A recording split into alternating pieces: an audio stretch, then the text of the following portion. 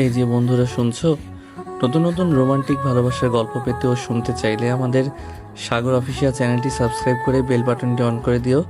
Like comment করতে মোটেও ভুলবেন না কিন্তু। ধন্যবাদ সবাইকে। প্রায় 2 বছর পর হঠাৎ করে তনয়া আর অঙ্ক টিচার মানে আয়াতকে দেখল। দেখে পুরো হা হয়ে গেল। কখনো ভাবেনি কলেজে উঠে প্রথম দিন প্রথম ক্লাসে এভাবে আয়াত স্যারকে দেখতে পাবে। তনয়া এবার ইন্টার প্রথম বর্ষে। আয়াতকে দেখার সাথে সাথে তনয়ার হাতটা নিজের বাম গালে চলে গেল। 2 বছর আগে জ্বরের দাগ বা ব্যথা কোনোটাই এখন নেই, কিন্তু মনের মধ্যে জ্বরের দাগ বা ব্যথা ঠিকই রয়ে গেছে। কিছুটা লজ্জার, কিছুটা ভয়ের ব্যথা। তাই নিজের অজান্তেই হাতটা গালে চলে গেল। আয়াতও যে তনয়াকে দেখে খুব কম অবাক হয়েছে তা কিন্তু না। তনয়ার মতো আয়াতের চোখে মুখেও বিস্ময়। আয়াতের 2 বছর আগের ঘটনা মনে পড়ে গেল। আয়াত কখনোই ভাবেনি তনয়াকে আবার দেখতে পাবে। কয়েক মাস আগে আয়াতে কলেজে জয়েন করেছে অঙ্ক টিচার হিসেবে। আয়াত তনয়ার দিকে তাকিয়ে দেখে পাগলি মেয়েটা নিজের গালে হাত দিয়ে রেখেছে। সেটা দেখে আয়াত নিজের অজান্তেই হেসে ফেলল। তনয়া আয়াতের হাসিটা দেখে বুঝতে বাকি রইল না আয়াত কেন হাসছে। তবুও তনয়া এক ধ্যানে আয়াতের দিকে তাকিয়ে রইল। আয়াত সবার সাথে কথা বলতে বলতে তনয়ার কাছে এসে বলল, কি ব্যাপার, তুমি গালে হাত দিয়ে আছো কেন? মানে কি বললা ঠিক শুনি নাই, জোরে বলো। কিছু না স্যার। তাহলে গালে হাত দিয়ে আছো কেন? দাঁতে ব্যথা করছে নাকি? না স্যার, এমনিতেই গালে চুলকাচ্ছিল। ও, তো এবার পড়ায় মনোনিবেশ করি। সো স্টুডেন্ট, আজ আপনাদের কলেজে প্রথম ক্লাস। কলেজের প্রথম দিন খুব সুন্দর হওয়া চাই, কারণ এই দিনটা সারা জীবন মনের পাতায় স্মৃতি হয়ে রেখে যায়। অবশ্য অনেকের শকিং বিষয় হয়েও মনের পাতায় স্মৃতি হয়ে রয়ে যায়। তনয়া বুঝতে পারছে কথাটা আয়াত ওকে খোঁচা দিয়ে বলেছে, তাই মনে মনে বলছে, বেটা বজ্জাতের হাড্ডি, কাটা গায়ে নুনের ছিটা দিচ্ছিস। কই বাত নেই, আমিও সুযোগ পাবো, তখন কড়ায় গন্ডায় বুঝিয়ে দিব তনয়া কি জিনিস। এখন আছি তো দুজন একই কলেজে। কলেজ লাইফ মানেই মজা, হই হুল্লোড়, কিন্তু সাথে সাথে পড়াশোনাও করতে হবে কিন্তু। আর আমার পরিচয়টা তো পেয়ে গেছেন, আমি আয়াত, আপনাদের ম্যাথ টিচার। আজ তো প্রথম ক্লাস, তাই বেশি বকবক করব না, কারণ আমি জানি এটা আপনাদের অসহ্য লাগবে। আরে, আমার নিজেরই তো টিচারদের বকবক শুনতে ইচ্ছা করে না, তো আপনাদের কি বলবো? আয়াতের কথায় ক্লাসের সবাই হেসে দিল। এর মধ্যে একজন ছাত্র বলল, স্যার, কিছু মনে না করলে একটা কথা বলি। হ্যাঁ বলো, কিন্তু তার আগে তোমার নাম বলো। ফাহাদ। ওকে ফাহাদ, বলো কি বলবে। স্যার, আপনাকে দেখে টিচার মনে হয় না, আচ্ছা, তো কি মনে হয়? স্টুডেন্টের মতো লাগে। আসলে আমি প্রফেশনাল টিচার না, আমি এবার মাস্টার্স করতেছি। তাহলে শিক্ষকতা কেন? আসলে আমার এটা ভালো লাগে। এটা তো একটা প্রাইভেট কলেজ, আর কলেজের প্রিন্সিপাল আমার আঙ্কেল। তিনি বললেন যে যাতে কলেজে এসে প্র্যাকটিস করি, এতে আমার পিছনের পড়াটা চর্চা থাকবে, নিজের সময়ও কাটবে। কুল স্যার। তা কতদিন প্র্যাকটিস করবেন স্যার?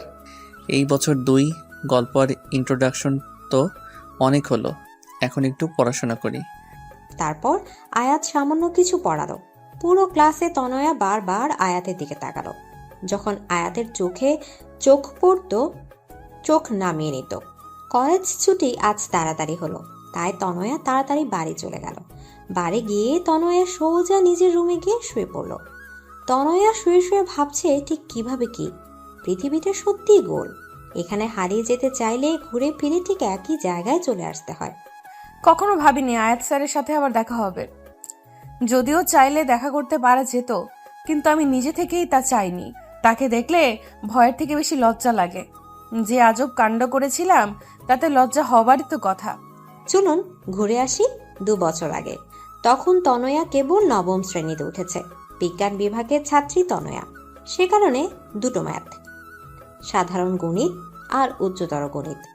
প্রথম প্রথম তনয়া বাকি বন্ধুদের সাথে স্কুলের কোচিংয়ে পড়তো, কিন্তু বাড়ি থেকে স্কুল বেশ দূরে হওয়ায় স্কুলে কোচিং একসাথে সামলাতে খুব কষ্ট হতো। তনয়ার বাবা সেটা খেয়াল করলেন। একমাত্র মেয়ে বলে কথা। তারপর তনয়ার স্কুলের টিচারের কাছে গেল, কিন্তু তিনি বললেন তার সময় হবে না। অবশেষে তনয়ার বাবা তার বন্ধুর ছেলে মানে আয়াতকে বলল যাতে তনয়াকে পড়ায়। আয়াত তখন অনার্স দ্বিতীয় বর্ষে পড়ে অঙ্ক নিয়ে। আয়াত অঙ্কে ভীষণ ভালো। প্রথমে আয়াত পড়াতে রাজি হয়নি, কারণ আয়াতের অবস্থা খুবই ভালো, প্রাইভেট পড়ানোর কোনো দরকার নাই। কিন্তু তারপর যখন আয়াতের বাবা পড়াতে বললেন তখন আর না করতে পারল না। প্রথম যেদিন আয়াত তনয়াকে পড়াতে গেল, তনয়া তো আয়াতকে দেখে পুরো ক্রাশ, কারণ আয়াত দেখতে একেবারে চকলেট বয়। তনয়া হা হয়ে আয়াতের দিকে তাকিয়ে রইল। তুমি কি তনয়া? জি, আসসালামু আলাইকুম। কেমন আছেন স্যার? ওয়ালাইকুম আসসালাম। ভালো, তুমি? খুব ভালো স্যার। আপনাকে দেখে স্যার স্যার লাগে না। আচ্ছা, তাহলে কেমন কেমন লাগে? থাক, বলে মাইন্ড করবেন, বলার দরকার নাই। বলো, মাইন্ড করব না। আপনাকে একদম চকলেট বয় লাগে। আচ্ছা, তাহলে তোমাকেও তো চকলেট গার্ল লাগে, কারণ তুমিও খুব কিউট। আয়াত কথাটা এমনি বলল, কিন্তু তনয়ার মনের মধ্যে তো 1 কেজি লাড্ডু ফুটলো। আচ্ছা, তাহলে পড়া শুরু করি। ওকে। আয়াত সপ্তাহে 3 দিন তনয়াকে পড়াতো। আয়াত যখন তনয়াকে পড়াতো তখন তনয়া প্রায় আয়াতের দিকে তাকিয়ে থাকতো। আয়াতের চোখে চোখ পড়লে নামিয়ে নিত। ব্যাপারটা আয়াত খেয়াল করলেও তনয়ার ছেলে মানুষে ভেবে ইগনোর করত। কিন্তু তারপরও আয়াতের খুব অস্বস্তি লাগলো। তনয়া অনেক ছেলে মানুষই করত। আয়াত মাঝে মাঝে বকা দিলেও তনয়ার ছেলে মানুষিটা ওর খুব ভালো লাগতো। কিন্তু আয়াত কখনো তনয়াকে সে নজরে দেখেনি। ধীরে ধীরে তনয়ার কিশোরী মনটায় ভালোবাসার একটা ছোট্ট ফুল ফোটে, আর সে ফুলটার নাম দেয় আয়াত। আয়াত তনয়ার হাব ভাব দেখে কিছুটা আঁচ করতে পারত, তাই ভাবলো তনয়াকে ইনডিরেক্টলি বুঝাতে হবে, কারণ এই বয়সে এই ধরনের কিছু হওয়াটা নর্মাল, কারণ বয়সটাই খারাপ। বেশি কিছু বললে ব্যাপারটা উল্টো হয়ে যেতে পারে, তাই অনেক ভেবে চিনতে তনয়াকে বলল। তনয়া, তোমাকে কিছু কথা বলি। হ্যাঁ স্যার, বলেন। জানো তনয়া, মানুষের জীবনের সব থেকে খারাপ বয়স কোনটা? না তো, কোনটা স্যার? 13 থেকে 18 বছর বয়সটা। কেন স্যার? এই সময় মানুষ ছেলেবেলা আর ম্যাচিওর বয়সের মাঝামাঝি থাকে। এই বয়সে খারাপ জিনিসটা ভালো আর ভালো জিনিসটাকে খারাপ মনে হয়। এই বয়সের কিশোর কিশোরীদের শিক্ষণীয় কথা অসহ্য লাগে।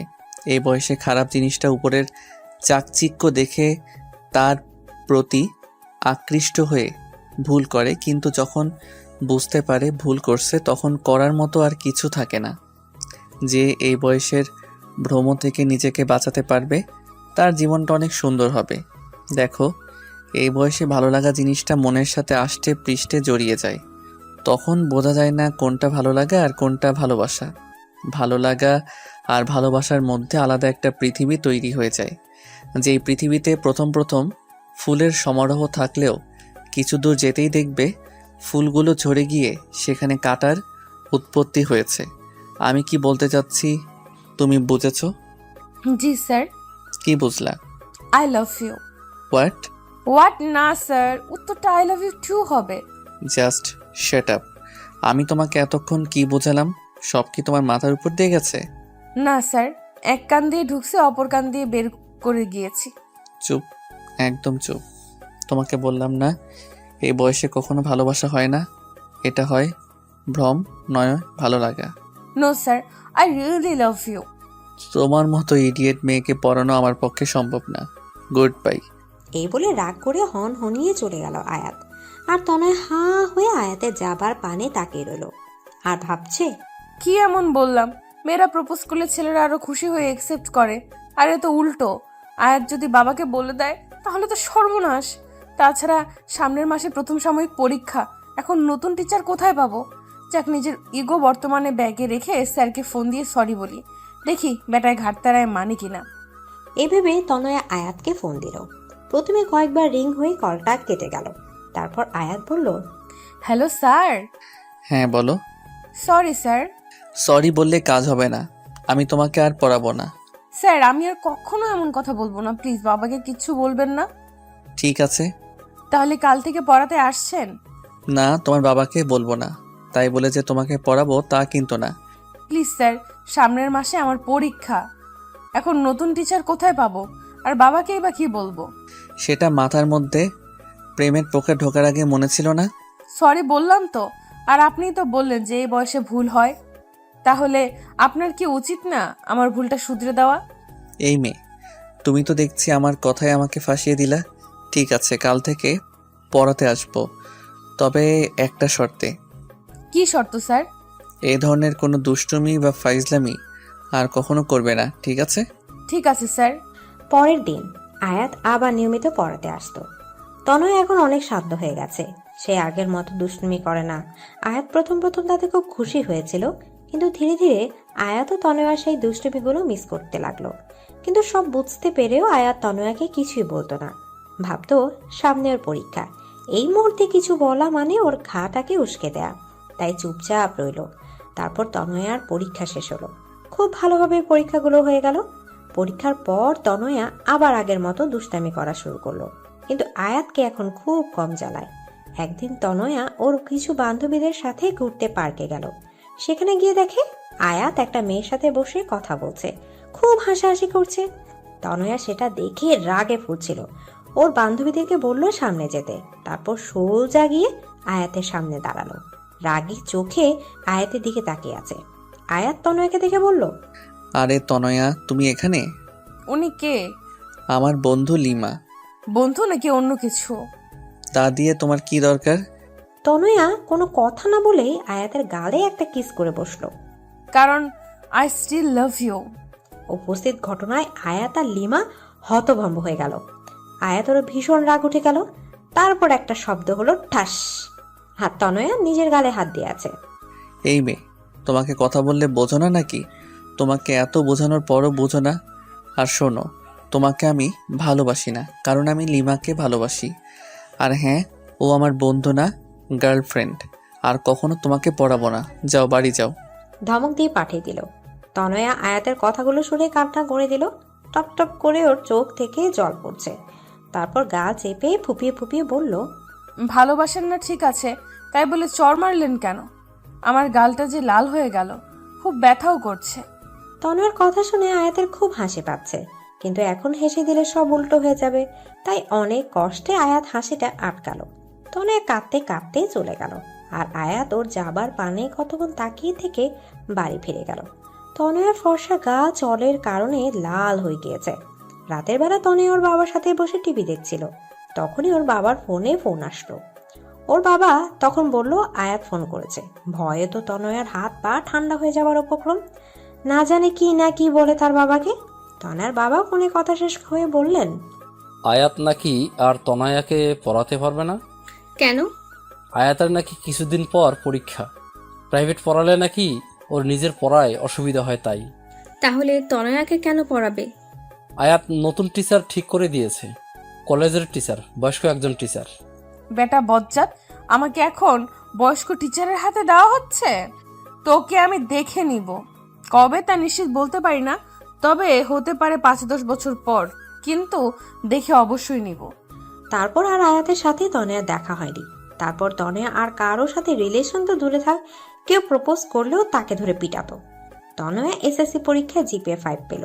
তারপর কিছুদিন আগেই কলেজে ভর্তি হলো, কিন্তু কপাল দুঃখে বলেন আর সুখে বলেন, প্রায় 2 বছর পর তনয়া আর আয়াতের আবার দেখা হলো। ও হ্যালো বন্ধুগণ, কল্পনা শেষ, এবার বর্তমানে ফিরে আসেন। পরের দিন তনয়া আবার কলেজে গেল। আজকে আয়াতের ক্লাস টাইমে তনয়া গিয়ে ক্লাসের পেছনের দিকটায় বসলো, আর এমন ভাবে বসলো যাতে আয়াতের বারবার দেখতে না হয়। মানে ওর সামনের বেঞ্চে লম্বা একটা ছেলে ছিল। আয়াত এসে বার ক্লাসের দিকে এদিক ওদিক চোখ বোলাচ্ছিল। তারপর দেখলো তনয়া ক্লাসের পেছনের দিকে নিচের দিকে তাকে চুপচাপ বসে খাতায় আঁকিবুকি করছে। আয়াত তনয়ার বেঞ্চের পাশে গিয়ে একটি কাশি দিল। আয়াত থেকে তনয়া তাড়াহুড়ো করে দাঁড়ালো আর হাতটা সোজা বাম গালে রাখলো। তনয়ের এই অবস্থা থেকে আয়াতের খুব হাসি পেল, কিন্তু হাসিটা চেপে রেখে বলল, কি ব্যাপার তনয়া? আমি ওখানে পড়াচ্ছি আর তুমি এখানে খাতায় কি আঁকছো? খাতাটা হাতে নিয়ে তনয়া পেট মোটা একটা কার্টুন এঁকেছে দেখে। What is this Tanaya? Sorry sir. Shut up! আমি বলছি ক্লাস টাইমে পড়ায় মনোযোগ না দিয়ে তুমি এসব কি আঁকছো? Sorry sir. It's okay, but not again. I remember sir. That's good. তারপর আয়াত আবার পড়ানো শুরু করলো। আর তনয়া মনে মনে আয়াতকে এক গাদা গালি বর্ষণ করলো। পরের দিন কলেজের ব্রেক টাইমে কয়েকজন স্টুডেন্ট মিলে ঠিক করলো অঙ্ক প্রাইভেট পড়বে, আর সবাই আয়াত স্যারের কাছেই পড়বে বলে ঠিক করেছে। কিন্তু তনয়া বলল তার কাছে না পড়ে অন্য কোনো টিচার দেখতে। কিন্তু সবাই মনস্থির করেছে আয়াত স্যারের কাছেই পড়বে, তাই সবাই মিলে আয়াতের কাছে গেল কথা বলতে, কিন্তু তনয়া গেল না। সবাই আয়াতকে পড়ানোর জন্য অনেক অনুরোধ করার পর আয়াত রাজি হলো, কিন্তু আয়াতের বাসায় এসে সবাইকে পড়তে হবে। সবাই তাতে রাজি হয়ে গেল। আয়াত তখন তনয়াকে খুঁজতেছিল, তারপর ভাবলো হয়তো তনয়া ওর কাছে পড়বে না। তনয়া ভাবছে পড়তে যাবে কি যাবে না। তারপর ভাবলো সব বন্ধুরা পড়তে পারলে আমি কেন পারবো না। আর আয়াত স্যারের প্রতি এখন কোনো ফিলিংস নাই। আবার নিজেই নিজেকে প্রশ্ন করলো সত্যি কি তার প্রতি কোনো ফিলিংস নাই। একটা পরীক্ষা করে দেখি আয়াত স্যারকে আমি আজও ভালোবাসি কিনা। চোখ বন্ধ করে কতক্ষণ থাকবো, যদি আয়াত স্যারের চেহারা দেখি তাহলে বাসি, আর না আসলে তো নাই। আমি চোখ বন্ধ করলাম, কিন্তু কিছুক্ষণ চোখ বন্ধ করার পর তনয়া কেঁপে উঠল।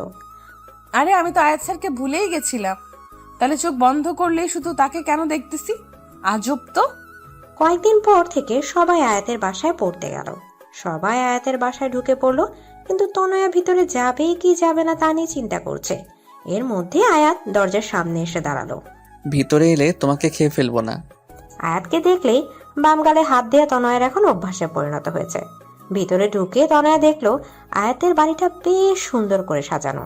একজন বলল, স্যার আপনি কি এখানে একা থাকেন? আরে না, বাবা মা মাসখানের জন্য গ্রামে গেছে, কিছুদিন পরই চলে আসবে।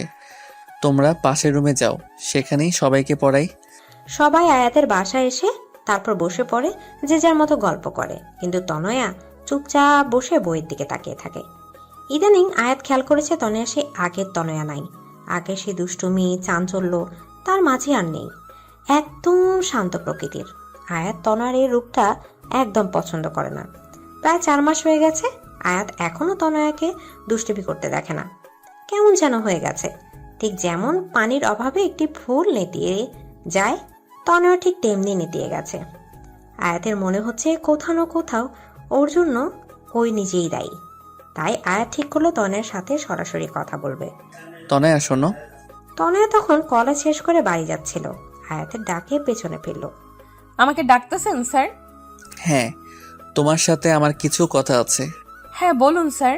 এখানে না, তুমি আজকে আমাদের বাসায় সবার যাবার আধা ঘন্টা আগে যাবে, যদি তুমি ফ্রি থাকো। কিন্তু স্যার। ভয় নেই, বাসায় বাবা মা সবাই আছে। বিশ্বাস না হলে আমাদের বাসার টেলিফোনে বা তোমার বাবাকে দিয়ে ফোন করিয়ে কনফার্ম হতে পারো। কি যে বলেন স্যার, আমি আপনাকে অনেক বিশ্বাস করি। ধন্যবাদ। বিকেলে কথা মতো তনয় অনেক আগে পড়তে গেল। দরজায় ডোরবেল বাজালো। দরজা আয়াতের মা খুলল। তাকে দেখে তনয়া সালাম দিলেন। আসসালামু আলাইকুম আন্টি। ওয়ালাইকুম আসসালাম। আরে তনয়া, তুমি কেমন আছো? জি আন্টি ভালো, আপনি? খুব ভালো, ভিতরে আসো। আন্টি স্যার কোথায়? ওর রুমে। তুমি বসো, আমি ওকে নিচে পাঠিয়ে দিতেছি। আয়াত নিচে এসে তনয়ের পাশে বসলো। স্যার কি যেন বলতে চাইছিলেন? তনয়া, তোমার কি কিছু হয়েছে? না তো স্যার। কিন্তু কেন? না, তুমি সেই আগের তনোয়া আর নাই। কেন স্যার, আপনার এমন কেন মনে হলো? 2 বছর আগে যখন তোমাকে পড়াতাম, তখন তোমার মাঝে অন্যরকম একটা চাঞ্চল্য, দুরন্তপনা আর দুষ্টুমি ছিল, কিন্তু এখন সেটা তোমার মাঝে নেই। মনে হচ্ছে তুমি সেই তনয়াকে নিজের ভিতর বন্দি করে উপরে একটা মুখোশ পরে আছো। মনে হচ্ছে নিজেকে লুকাতে চাইছো কোথাও। এটার জন্য আমি দায়ী নই তো? না স্যার, সেরকম কিছু না। আপনি প্লিজ নিজেকে দায়ী করবেন না। আর স্যার, আপনি তো আমাকে বলেছিলেন ছেলে মানুষই সবসময় চলে না, আমি তাই ফলো করছি। নিজের ছেলে মানুষটাকে ঝেড়ে বুঝদার হবার চেষ্টা করছি। বুঝলাম তুই ম্যাচিওর হবার চেষ্টা করতেছো, কিন্তু তুমি কি খেয়াল করেছো বেশি বড় মানুষই দেখাতে গিয়ে তুমি নিজেকে হারিয়ে ফেলেছো? ঠিক জানি না। তাহলে জানার চেষ্টা করো। এভাবে নিজের থেকে যদি দূরে চলে যাও তবে খুশি থাকতে পারবে না। দেখো তনয়া, সবার একটা অতীত থাকবেই। সে তুলনায় তোমার অতীতটা নেহাত ছেলে মানুষই, কিন্তু তবু সেটা মনের মাঝে দাগ কেটে যায়। তারপরও অতীতটাকে বলে থাকাই ভালো নয় কি? কি বললাম বুঝলা কিছু? স্যার। তাহলে আবার আগের তনয়া হয়ে যাও, কেমন? তবে হ্যাঁ, দুষ্টুমির পরিমাণ কিন্তু আগের মতো রেখো না, কারণ আমি জানি তনয়ের দুষ্টুমি অন্যদের উপর কতটা ভারী পড়ে। কিন্তু স্যার, আমি আবার আগের তনয়া কিভাবে হব? সেটাও কি আমি বলে দিব? প্রশ্ন যখন আপনি তুলেছেন, উত্তরও আপনাকেই দিতে হবে, বুঝলেন? ওকে ওকে, প্রথমে নিজের মাথার মধ্যে বড় হবার যে চিন্তাগুলো আছে না, সেগুলো ঝেড়ে ফেলে দাও। তারপর আয়নার সামনে দাঁড়িয়ে নিজেকে দেখো, নিজের দুষ্টুমিগুলো নিয়ে ভাবো আর দুষ্টুমি করো। অনেক অনেক ধন্যবাদ স্যার। আর এই ম্যাচিওর হওয়ার চক্করে আমিও হাঁপিয়ে উঠেছিলাম। যাক বাবা, হাঁপ ছেড়ে বাঁচলাম। এর মধ্যে আয়াতের মা নাস্তা নিয়ে আসলেন। আন্টি, এগুলোর কি দরকার ছিল? চুপ, একদম চুপ। এতদিন ধরে আমাদের বাসায় পড়তে আসিস, অথচ তোর এতটুকু যত্ন করতে পারি না।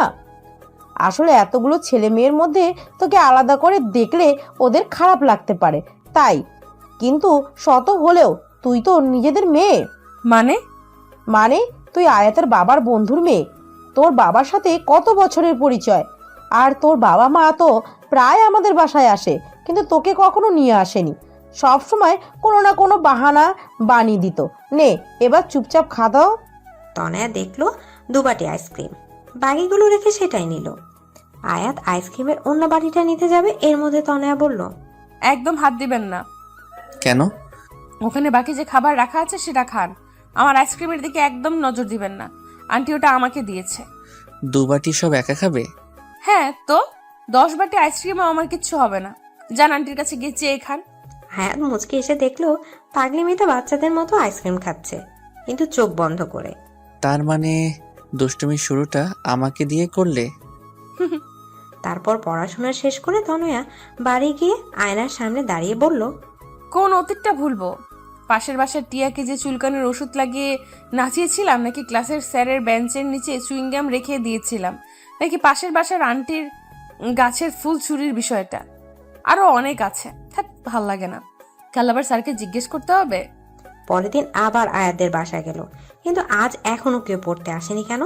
ডোরবেল বাজালে আয়াত দরজা খুলল। তুমি আজ পড়তে আসলা কেন? কেন স্যার? আরে আমি তো তিন্নিকে ফোন করে বলেছি আজকে পড়াবো না, সবাইকে জানিয়ে দিতে। ও, তাহলে মনে হয় আমাকে জানাতে ভুলে গেছে। কেন পড়াবেন না? আসলে মায়ের শরীরটা একটু খারাপ, তাই। ও, তা আমি কি আন্টিকে দেখতে পারি? হ্যাঁ অবশ্যই, ভিতরে আসো। তনয় ভেতরে গিয়ে আয়াতের মায়ের সাথে দেখা করে, তার অবস্থার কথা জানতে চাইলো। তারপর আয়াতকে বলল, স্যার, একটু কনফিউশন ছিল। হ্যাঁ বলো। শোনেন আন্টি, স্যার আমাকে কিছু অতীত ভুলে যেতে বলেছে, কিন্তু আমি ঠিক ভেবে পাচ্ছি না কোনটা ভুলবো আর কোনটা মনে রাখবো। তা অতীতগুলো কি আমাদের বলা যাবে? কেন বলা যাবে না? অবশ্যই। তারপর তনয় শুরু করলো তার সকল দুষ্টমির কাহিনী। শুরু করেছে তো করেছে, শেষ হবার নামই নেই। আর এদিকে আয়াত আর ওর মা তনয়া দুষ্টমির কথা শুনে হাসতে হাসতে অবস্থা 12টা। তনয়া, এইসব কাজ তুমি করছো? হ্যাঁ আন্টি, আরো আছে, কিন্তু ঠিক মনে পড়ছে না। কিন্তু এর মধ্যে থেকে কোনটা ভুলবো আর কোনটা মনে রাখবো তাই নিয়ে কনফিউজড আছি। একটাও ভুলতে হবে না। আরে আপনি তো অতীত ভুলতে বললেন। ভুল হয়েছে আমার। আমি ভুলে গেছিলাম যে তুমি তনয়া। তুমি সবসময় আমার অস্ত্র আমার উপরই প্রয়োগ করো। তোর মতো মেয়ে থাকলে তাদের ঘর সবসময় খুশিময় থাকবে।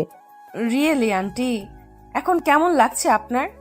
হ্যাঁ সত্যি, যা অসুস্থ ছিলাম তোর কথায় ঠিক হয়ে গিয়েছি। আর আমার এখন খুব ভালো লাগছে।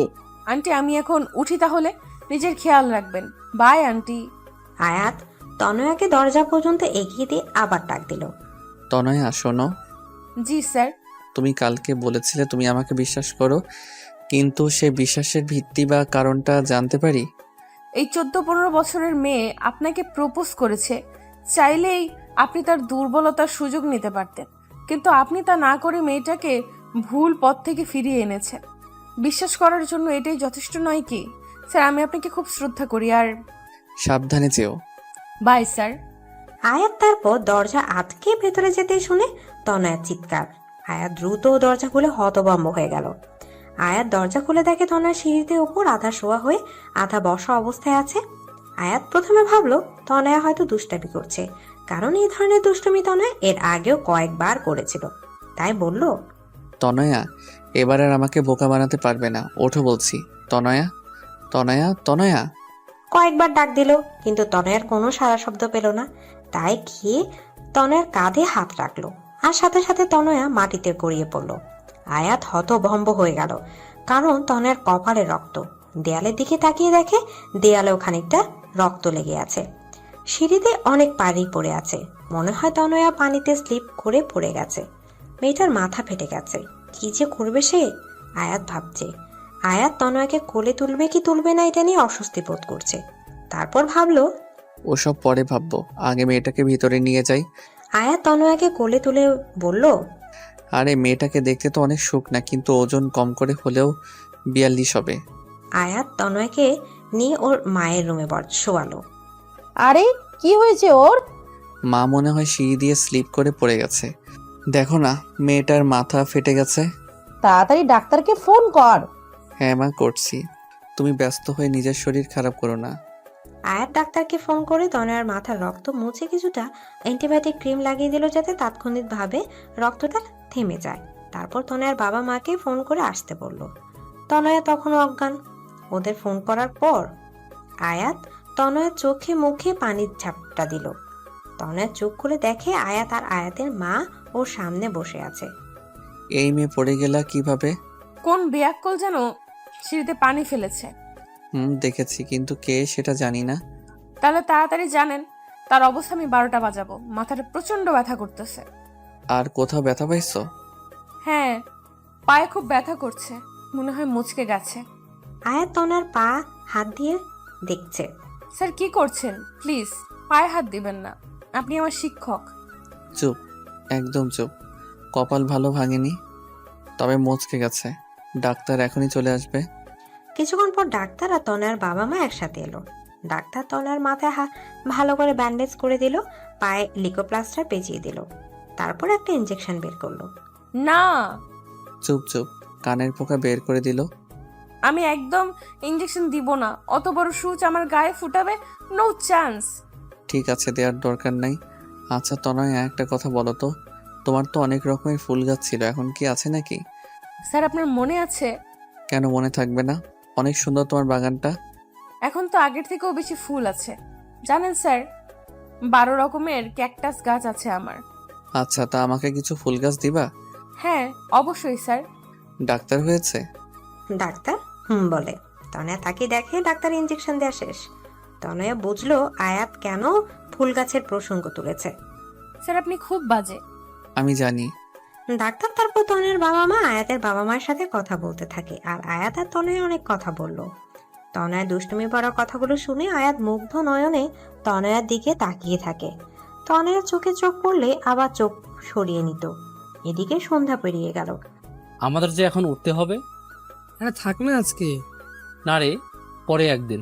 আজকে তনয়ের এই অবস্থা, তাই বাড়ি যাওয়াটাই বেটার। তাহলে আজকে উঠি। কিন্তু তনয়া তো হাঁটতে পারে না, ও 3 তলা থেকে কিভাবে নামবে? সমস্যা নাই, আয়াত নামিয়ে দিবে। তনয়ার বাবা মা সবাই নিচে নামছে, সাথে আয়াতের বাবা মাও। কি ম্যাডাম রেডি? কিসের জন্য? আয়াত কোনো কথা না বলে তনয়াকে কোলে তুলে নিল।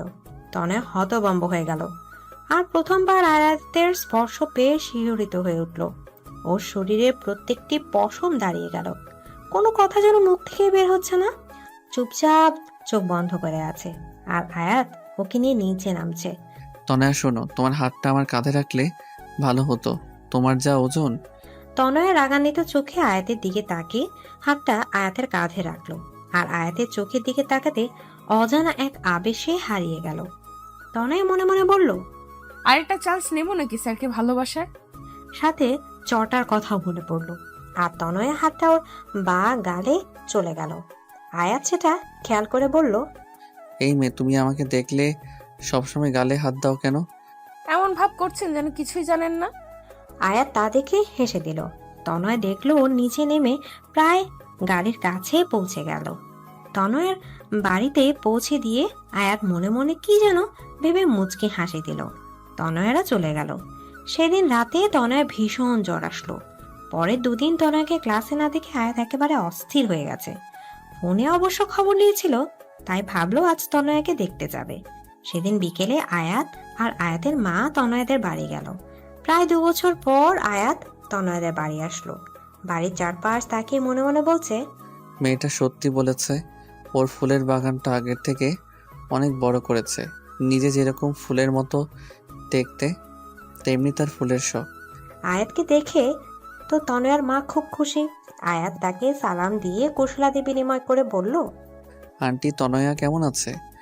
আর বলো না, 2 দিন জ্বরের কারণে ছোট বাচ্চাদের মতো জ্বালিয়েছে। আজ সারাদিনে কিছু খাওয়াতে পারিনি।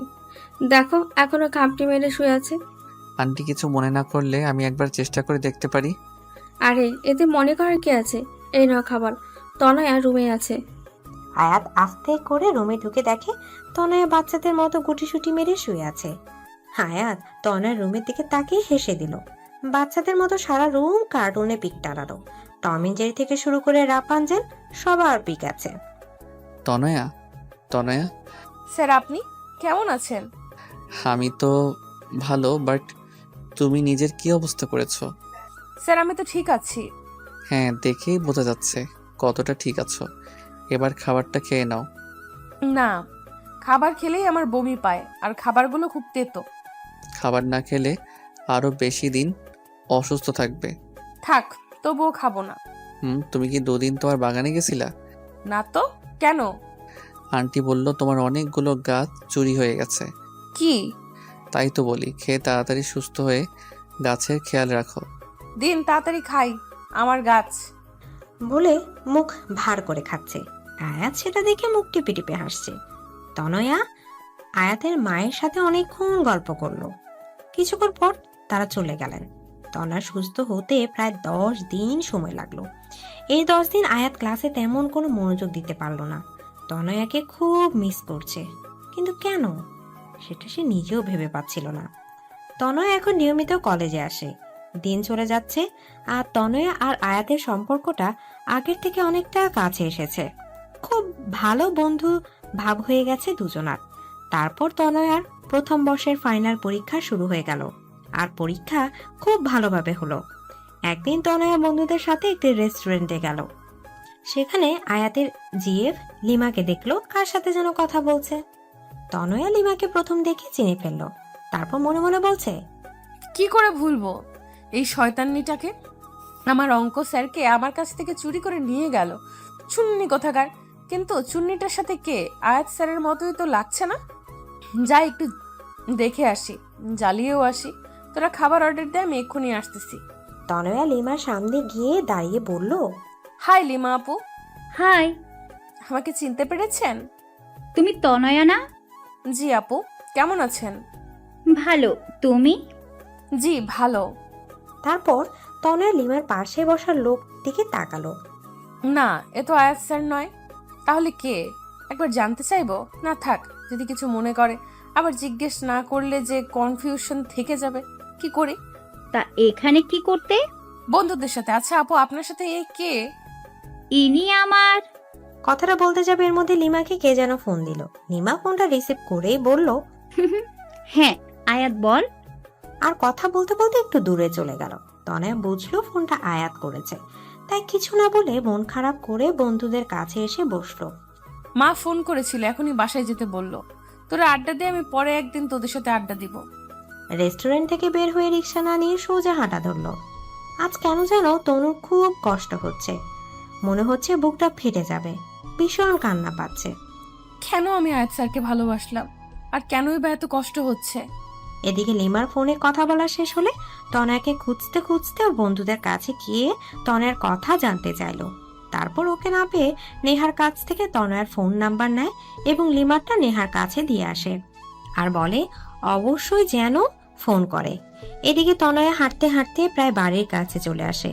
ওদের বাড়ি থেকে কিছু দূরে ছোট্ট একটা পার্ক, আর সেই পার্কে যেখানে দাঁড়িয়ে আয়াতকে চড় মেরেছিল। এখানে বিকেলে অনেক ব্যায়াম করে, কেউ গল্পগুজব করে। তনয়া পার্কে ঢুকে নদীর ধারে একটি বেঞ্চে বসলো। কেন যেন খুব কান্না পাচ্ছে, আর মনে মনে নিজে নিজে বলছে, স্যারের কাছে আমার ভালোবাসাটা নেহা ছেলে মানুষই ছাড়া আর কিছুই না। কিন্তু আমার কাছে কেন সেটা মনে হয় না? আমার ছেলে মানুষই মনের মধ্যে যে ছোট্ট একটা ভালোবাসার মতো হৃদয় আছে, সেটা কি স্যার দেখতে পায় না, নাকি বুঝতে পারে না? পারবেই বা কি করে? স্যার তো আমায় না, লিমাকে ভালোবাসে। এদিকে তনয়ের ফোনটা বেজেই চলেছে। ফোনে অচেনা নাম্বার দেখে রিসিভ করলো না, কিন্তু বারবার রিং হচ্ছে বলে তাই একবার রিসিভ করলো। এপাশ থেকে বলল, হ্যালো তনয়া, আমি লিমা। বলুন আপু। তনয়া, তুমি কোথায়? পার্কে বসে আছি। কোন পার্কে? যে পার্কে বসে আপনার বয়ফ্রেন্ড আমাকে চড় মেরেছিল। ওখানেই বসো, আমি 10 মিনিটের মধ্যে আসছি। তনয় কিছু বলার আগে ফোনটা কেটে গেল। কিছুক্ষণের মধ্যেই লিমা চলে আসলো। হ্যাঁ আপু বলেন, কি বলবেন? তুমি কিছু না বলে চলে আসলা কেন? এমনিতেই ভালো লাগতেছিল না আপু। ভালো লাগতেছিল না নাকি আয়াত আমাকে ফোন করেছিল তাই? তেমন কিছু না। সুইটহার্ট, তোমার বয়সটা আমিও পেরিয়ে এসেছি, সো আমার কাছে লুকিয়ে লাভ নাই ডিয়ার। আচ্ছা, তুমি তখন জানতে চাইলে না আমার পাশের লোকটিকে? He is my husband. তাহলে আয়াত স্যার যে সেদিন বলল? ওটা আয়াত সেদিন তোমাকে শোনানোর জন্য বলেছিল, যাতে তুমি পাগলামি না করো। তাহলে তার সাথে আপনার কি সম্পর্ক? আয়াত আমার খালাতো ভাই। আমরা দুজন একই বয়সী, এক ক্লাসে পড়ি, যার কারণে আমরা খুব ভালো বন্ধু।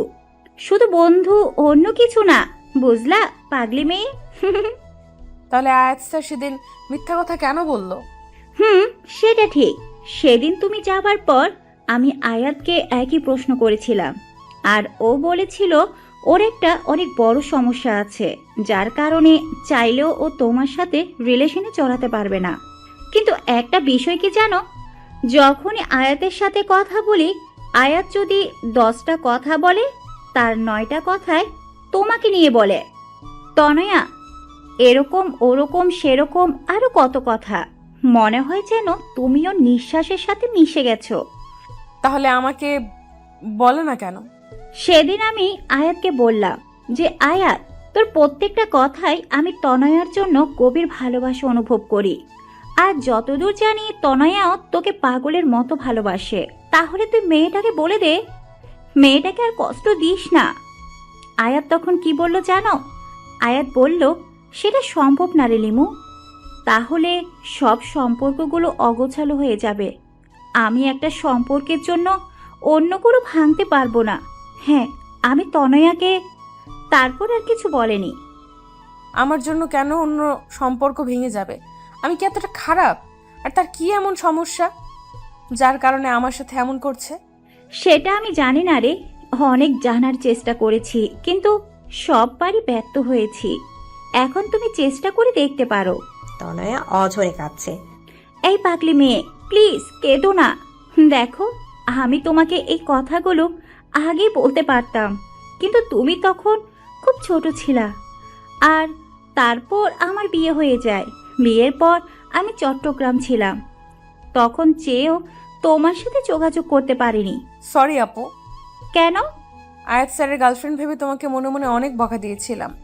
পাগলি মেয়ে, ইটস ওকে। আচ্ছা শোন, তুমি এসব নিয়ে চিন্তা করো না। দেখবে আল্লাহ চাইলে তুমি তোমার অঙ্কের টিচারকে পেয়ে যাবে। আল্লাহ যদি না চাই? তাহলে পাবে না। লিমার কথা শুনে তনয় ভ্যা ভ্যা করে বাচ্চাদের মতো কেটে ফেললো।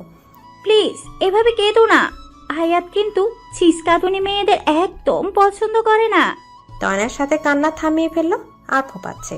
সেটা দেখে লিমা হেসে বলল, এই পিচ্চি মেয়েটার মনে তার অঙ্ক টিচার মানে আয়াতের জন্য এত ভালোবাসা লুকিয়ে আছে। আচ্ছা শোন, আয়াত 10 মিনিটের মধ্যে এখানে আসবে।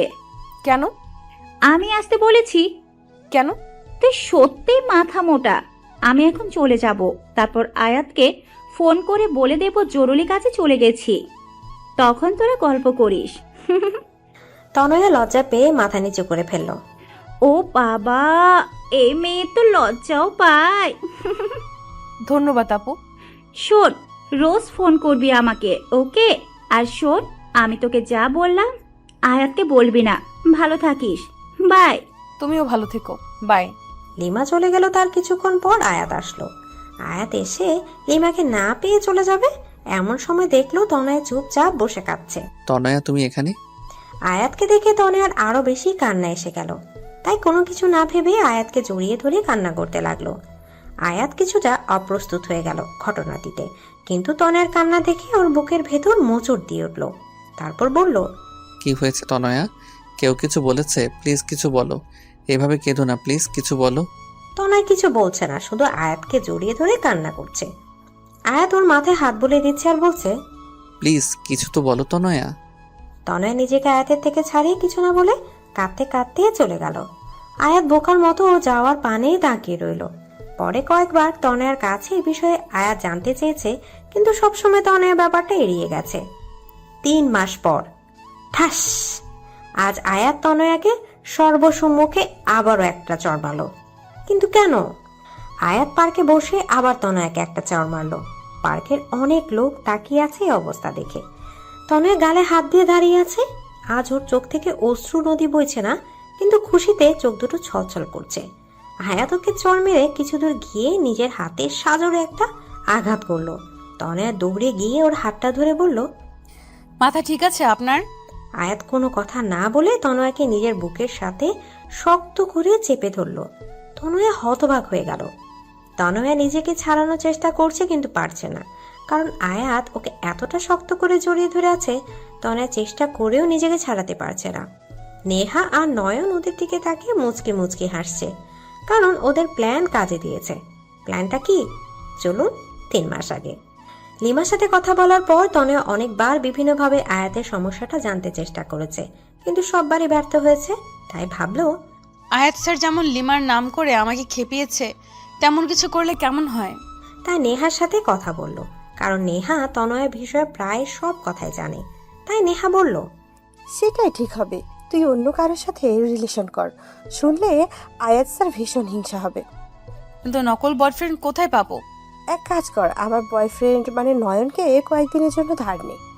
আর আমার আর নয়নের সম্পর্কের কথা তো তেমন কেউ জানে না, তাই সন্দেহ হবে না। নয়নকে আমি বুঝিয়ে বলবো, শুধু দুইজন আয়াত স্যারের সামনে হেসে হেসে কথা বলবি, আর কিছু করবি না। কিন্তু নয়ন কিন্তু আমার, মনে রাখিস। চুপ। আমার টেস্ট অতটা খারাপ না যে অন্যের ইউজ করা জিনিস নিজে ব্যবহার করব। আমার জন্য তো আমার অঙ্ক টিচারই ঠিক আছে।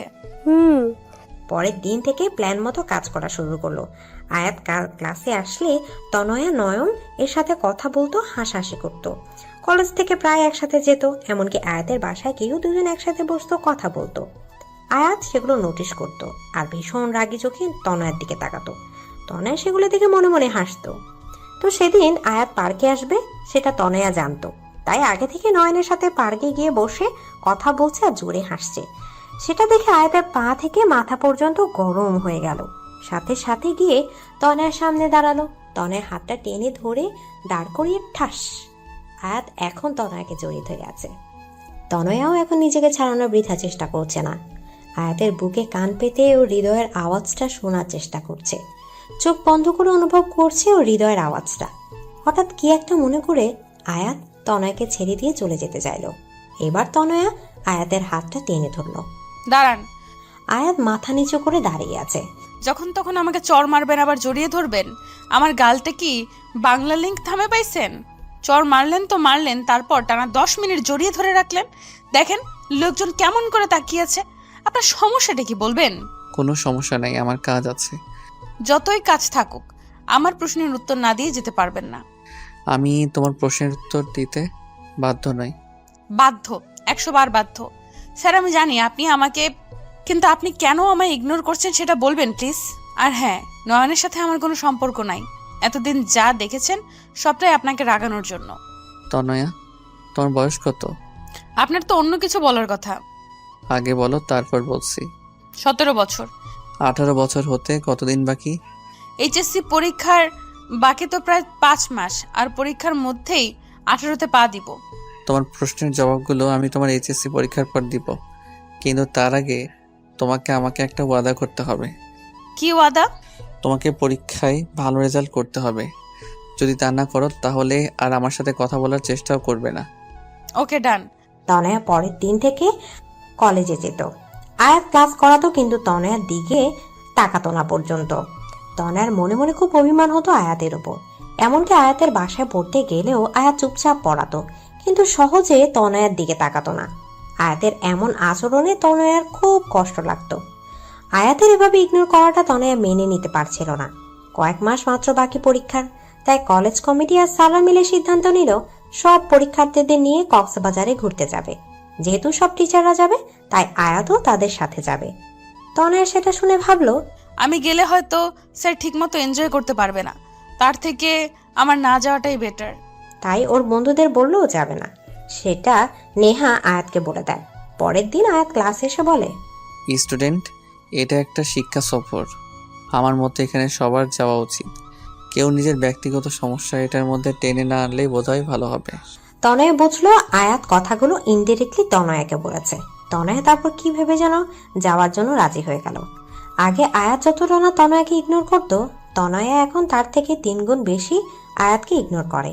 এসব করতে তনয়ার কষ্ট হয় ঠিকই, কিন্তু এছাড়াও পায়নি। কিন্তু তবুও আয়াতের উপর রাগ দেখে কাজগুলো করে। আজ ওরা সবাই শিক্ষা সফরে যাচ্ছে। 3টা বাস, প্রত্যেকটা বাসে টিচার আছে। কপাল গুনে আয়াত তনয়ার বাসেই উঠল এবং নেহা বুদ্ধি খাটিয়ে আয়াতকে তনয়ার পাশেই বসিয়ে দিল। তনয়া সেটা দেখে জানলা দিয়ে বাইরের দিকে তাকিয়ে আছে। বাসটা সাই করে চলছে। প্রায় 14 থেকে 16 ঘন্টা বাসে থাকা লাগবে। যদিও বাস মাঝে মাঝে পথে থামবে, কিন্তু তবুও তনয়ার বাসে চড়ার তেমন অভ্যাস নেই। আর তাছাড়া তনয়ার বেশিক্ষণ জার্নি করলে বমি পায়। তাই তনয়া ব্যাগে বমির মাথা ব্যথার ওষুধ নিয়েছিল, কিন্তু বোকার মতো সেগুলো হ্যান্ড ব্যাগে না নিয়ে জামা কাপড় ব্যাগে রেখে দিয়েছে, যেটা বাসের বাক্সে রাখা হয়েছে। বাস চলার ঘন্টা 3-এর মধ্যে তনয়ার মাথা ব্যথা শুরু হলো, সাথে মাথা ঘুরছে, বমি পাচ্ছে। কিন্তু খুব কষ্টে তনয়া সেটা আটকানোর বৃথা চেষ্টা করছে। আয়াত তনয়ার দিকে তাকিয়ে বুঝলো ওর খুব কষ্ট হচ্ছে, কারণ ইতিমধ্যে তনয়ার চোখ মুখ শুকিয়ে গেছে। আজ প্রায় 3 মাস পর আয়াত তনয়ার সাথে ঠিক মতো কথা বলছে। তনয়া, তোমার কি খুব কষ্ট হচ্ছে? না। দেখো তনয়া, কোনো সমস্যা হলে না বললে কিভাবে বুঝবো? মাথা। এটুকু বলার সাথে সাথেই বমি করে দিল। আর কোনো কথা বলতে পারছে না, শুধু বমি করাটাকে থামানোর বৃথা চেষ্টা করছে। আয়াত সাথে সাথে ড্রাইভারকে বাস থামাতে বলল। ড্রাইভার বাস থামানোর পর আয়াত তনয়ার রাস্তার পাশে বসিয়ে পানি দিল।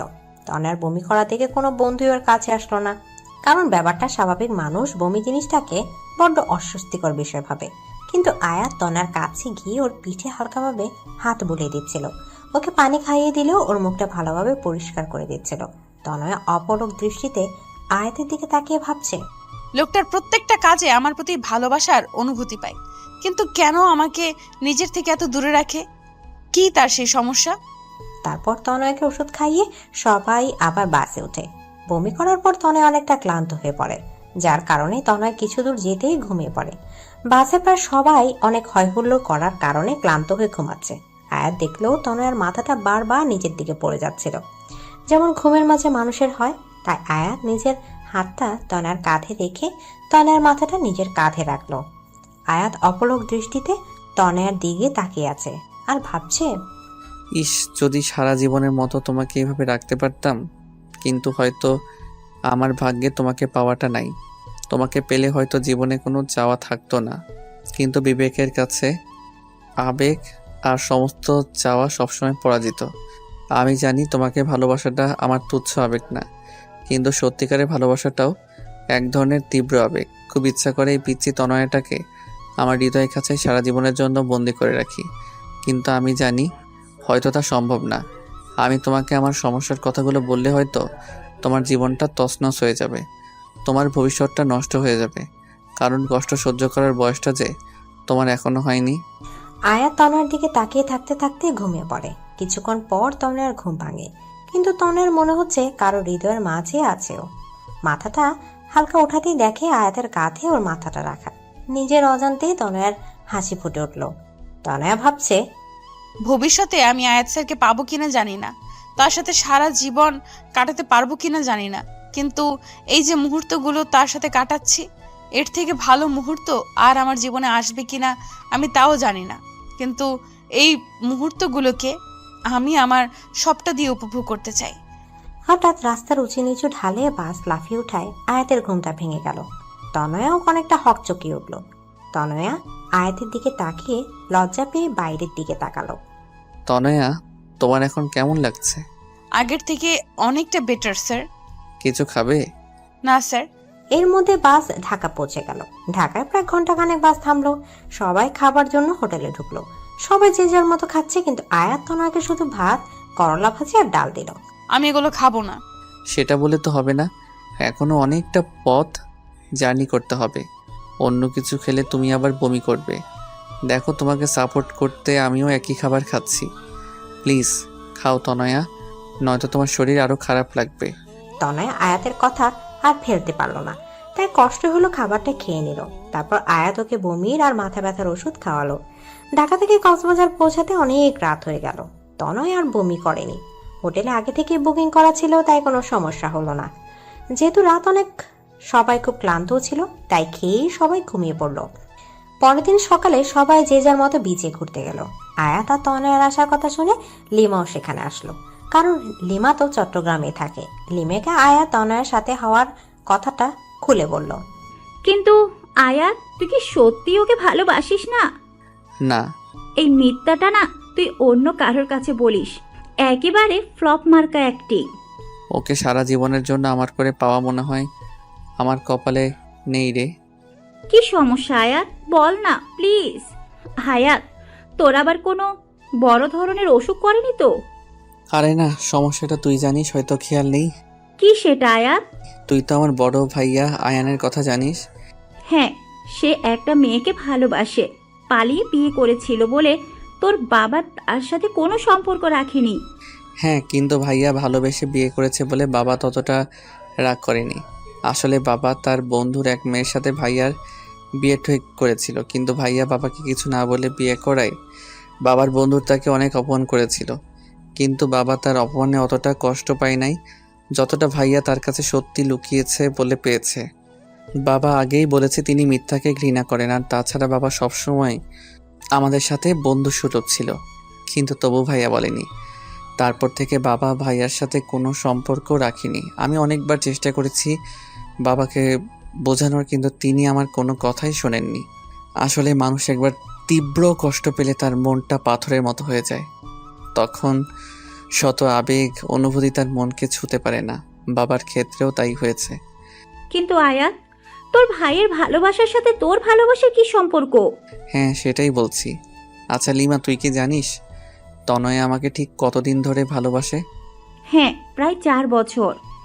না, 3 বছর 8 মাস ধরে আমি তনয়ের চোখে আমার জন্য ভালোবাসা দেখেছি। কিন্তু জানিস আমি তনয়াকে ঠিক কতদিন ধরে ভালোবাসি? ঠিক কতদিন বলতে পারবো না, তবে তনয়া থেকে কম দিন। 4 বছর 13 দিন। তুই তনয়াকে আগে থেকে চিনতিস? হ্যাঁ, তনয়াকে আমি প্রথম দেখি আমার এক বন্ধু রবির বাসায়। আর প্রথম দেখায় তনয়ের উপর কেমন যেন একটা অনুভূতি কাজ করা শুরু করে দিয়েছিল। রবির ছোট বোনের জন্মদিন এসেছিল তনয়া, কারণ তনয়া রবির বোনের বান্ধবী। জানিস রবির ছোট বোন কে? কে? তনয়ের সবচেয়ে কাছের বান্ধবী নেহা। তারপর নেহার থেকে তনয়ের সম্বন্ধে সব কিছু জানি। সব জেনে দেখলাম তনয় আমার থেকে প্রায় 6 বছরের ছোট, আর এত ছোট বয়সী মেয়ের সাথে রিলেশন করাটা নেহাত বোকামি।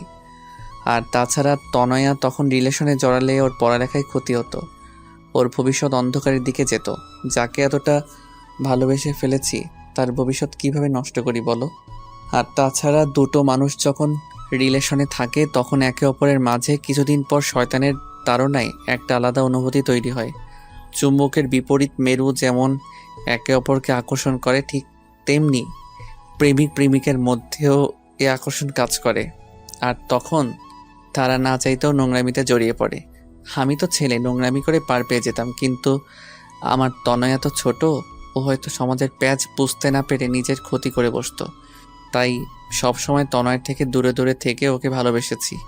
কিন্তু উপরওয়ালা বোধহয় আমাদের নিয়ে খেলতে ভালোবাসে। আমি তনয়াকে পড়ানোর কথা শুনেই না করে দিলাম, কিন্তু বাবার কথা ফেলতে পারলাম না। কিন্তু তারপর তনয়াকে প্রথমবার পার্কে এই কারণে চড় মেরেছিলাম যে তনয়া যেন ভুল পথে পা না বাড়ায়। আমি হয়তো তনয়াকে পড়াতাম না, তাই অন্য কোনো ছেলে যাতে না পড়াই, তাই তনয়ের জন্য আমি টিচার ঠিক করে দিলাম। তনয়াকে স্কুলে কেউ প্রপোজ করার আগেই তাকে যেভাবেই হোক তনয়ের থেকে দূরে সরিয়ে দিতাম। তনয় হয়তো 2 বছরে আমাকে একবারও দেখেনি, কিন্তু 2 বছরের একটি দিনও আমি তনয়াকে না দেখে থাকিনি। তারপর হয়তো আমার ভাগ্যের জোরে তনয়া আমার কলেজেই ভর্তি হলো। জানিস তখন আমি কতটা খুশি ছিলাম যে রোজ তনয়াকে দেখতে পাবো।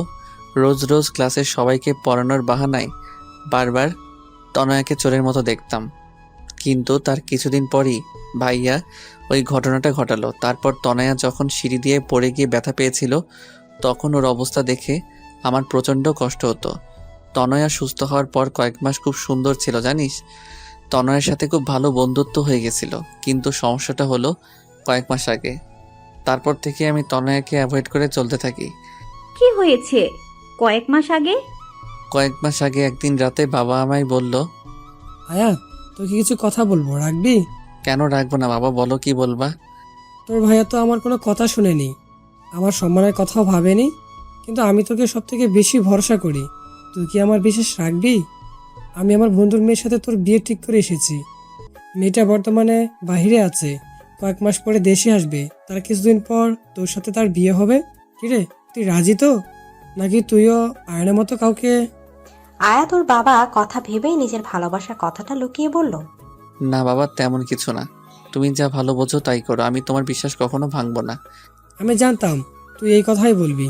এই নে মেয়েটার ছবি, ফোন নাম্বার নিবি? তার দরকার নেই বাবা, তুমি যখন পছন্দ করেছো তখন ভালোই হবে। বাবার এই কথা শোনার পর থেকে আমি তনয়ের থেকে দূরে দূরে থাকতাম, কারণ যতই ওর কাছে যাব ততই ওর মায়ায় জড়িয়ে পড়ব। কিন্তু পাজি মেয়েটা আমায় খেপানোর জন্য নয়নের সাথে কথা বলা নাটক করলো। সেটা দেখে মাথা গরম হয়ে যায়। তারপর ওকে চর মেরেছিলাম, কিন্তু ওকে চর মারে ও যতটা না ব্যথা পেয়েছে তার থেকে শতগুণ বেশি ব্যথা আমার হৃদয়ে লেগেছে। তাই তো নিজের ভালোবাসাটাকে আড়াল করতে না পেরে ওকে পাগলের মতো জড়িয়ে ধরে রেখেছিলাম। আমি যদি তনয়াকে এসব কথা বলি, মেয়েটা পাগলের মতো হয়ে যাবে, লেখাপড়ার অবস্থা খুব খারাপ হয়ে যাবে। তাই তো ওকে বলেছি ওর পরীক্ষার পর ওকে সব সত্যিটা বলে দেব। কিন্তু আমি ভাবছি আমি যদি ওকে সত্যিটা বলি তাহলে তখন ওর অবস্থা কি হবে। এবার বুঝছো কি সমস্যা? গাদা, গদ্দপ, উল্লুক, বলদ, তোর মাথায় কমন সেন্স বলতে কিছু আছে? তুই তোর বাবার কোনো কথা না শুনে বোকার মতো ওয়াদা জড়িয়ে বসলি। আরে আগে আঙ্কেলের কথাটা শুনে তো নিতি। এখন কিছু করার নাই রে। হ্যাঁ, তা থাকবে কেমনে? করার পর তো তুই বন্ধ করে দিছস। আচ্ছা, মেয়েটার ছবি আছে এখন তোর কাছে? হ্যাঁ, আমার মোবাইলে মনে হয় আছে। দেখি। আয়াত মোবাইলটা বের করে অনেকক্ষণ খুঁজে ছবিটা লিমাকে দেখালো। এই চুন্নি, আরে তনয়া তো এর থেকে 1000 গুণ বেশি সুন্দর। তনয়ার সামনে তো এটা চা কম পানি লাগবে। আচ্ছা, মেয়েটার সাথে কথা বলেছিস? তোর মাথা ঠিক আছে না? তোর উপর যা রাগ হচ্ছে না, আমি যদি তনয়ার জায়গায় থাকতাম না তবে তোকে মেরে এই সমুদ্রে ফেলে দিতাম। জানিস, যখন বললি তোর বাবার বন্ধুর মেয়ে, এক মুহূর্তে মনে হয়েছিল হয়তো মেয়েটা তনয়া, কিন্তু সব ধারণা সবটা সঠিক হয় না রে। জানি, কিন্তু এখন আমার আর কিছু করার নাই। তা কিভাবে পারবি? নর্মাল আবাল ছেলে কোথাকার। এই বলে রাগ করে লিমাও চলে গেল। লিমার রাগ হওয়াটা অস্বাভাবিক কিছু না। আয়াত চুপচাপ ওখানে বালির উপর বসে সাগরের পানে অপলক দৃষ্টিতে তাকিয়ে আছে। আর চোখ থেকে টপটপ করে নোনা তরলগুলো ঝরে পড়ছে, যেগুলো আবার নোনা বালিগুলো নিজের বুকে ধারণ করে নিচ্ছে। তনয়া আয়াতের সামনে এসে কিছুক্ষণ দাঁড়িয়ে দেখছে কিভাবে আয়াতের চোখ থেকে জল ঝরছে। হঠাৎ তনয়া আয়াতের চোখের পানিটা ধরে ফেললো। আয়াত তনয়ার দিকে তাকালো।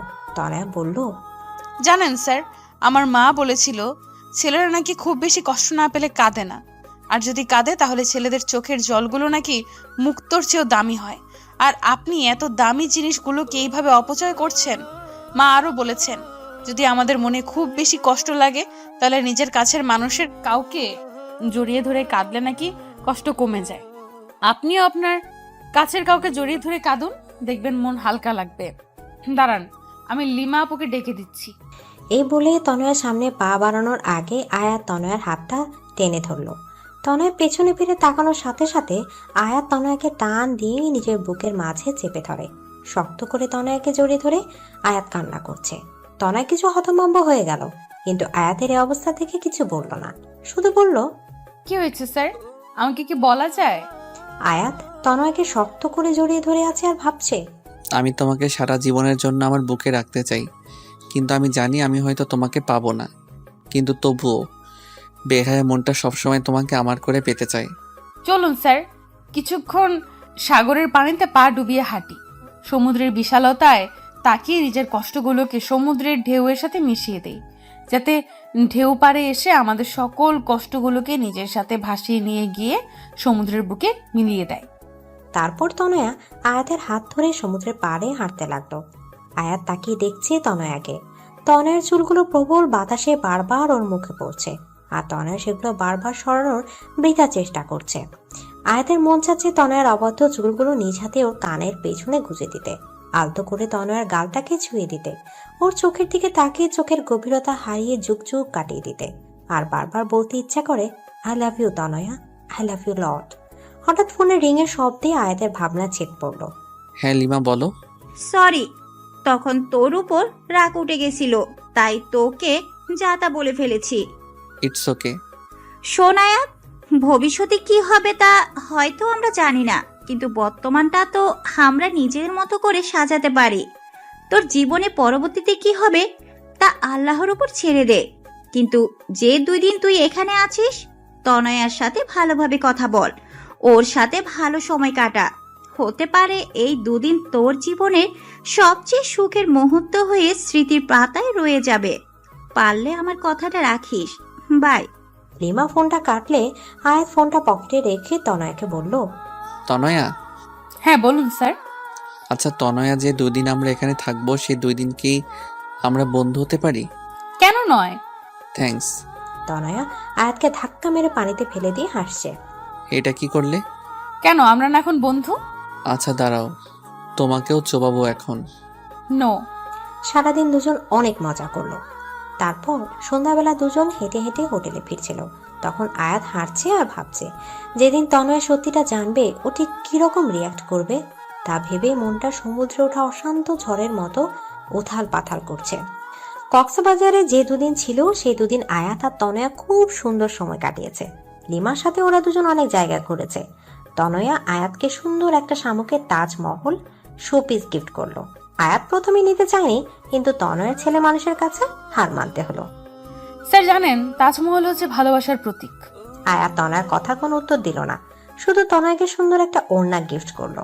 তনয়া ওড়নাটা পেয়ে ভীষণ খুশি। তনয়া মনে মনে ভাবছে হয়তো পরীক্ষার পর স্যারকে প্রপোজ করবে। কিন্তু তনয়া সত্যিটা কি জানলে হয়তো নিজের হুঁশই হারিয়ে ফেলবে। তারপর ওরা বাড়ি ফেরার দিনও তনয়া 3 বার বমি করে, আর তখন আয়াত ওকে ভীষণ কেয়ার করেছিল। বমি করার পর ক্লান্ত হয়ে তনয়া আয়াতের কাঁধে ঘুমিয়েছিল। তনয়া যখন আয়াতের কাঁধে মাথা দিয়ে ঘুমাচ্ছিল, তখন গাড়ি চলার গতিতে তনয়ার মাথাটা বারবার নিচের দিকে পড়ে যাচ্ছিল বলে আয়াত তার একটা হাত দিয়ে তনয়ার মাথাটা ধরে রেখেছিল। আয়াত যখনই তনয়ার মুখের দিকে তাকায়, তখনই অজানা এক প্রশান্তিতে আয়াতের বুকটা ভরে যায়। কেন যেন তনয়ার থেকে নিজের চোখ সরাতেই পারে না। তারপর নিজেকে বলে মিথ্যা স্বপ্ন দেখে কোনো লাভ নেই, কারণ মিথ্যা সব মানুষকে শুধু মিথ্যা আশা দেয় আর কষ্ট দেয়, এর বাইরে কিছুই দেয় না। তনয় কিছুটা পথ ঘুমিয়েছিল, আর কিছুটা পথ ঘুমের অভিনয় করেছিল, কারণ ঘুম ভাঙলে যে আয়াত তার কাঁধটা সরিয়ে নিবে। তনয়া আয়াতের কাঁধে মাথা রেখে ভাবছিল, ইস, এভাবে যদি সারা জীবন ওর কাঁধে মাথা রেখে থাকতে পারতাম।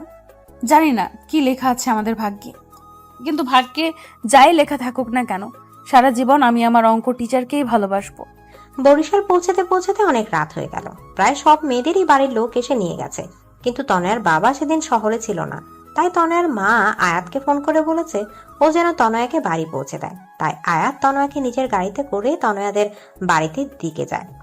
এখন কেমন লাগছে তনয়া? জি মোটামুটি ভালো। তোমার কি জার্নি অ্যালার্জি আছে? জি স্যার, আসলে আমি এত দূর বাসে কখনো ট্রাভেল করিনি। ও, তোমার বাড়ি এসে গেছে? ও, ভেতরে আসুন স্যার।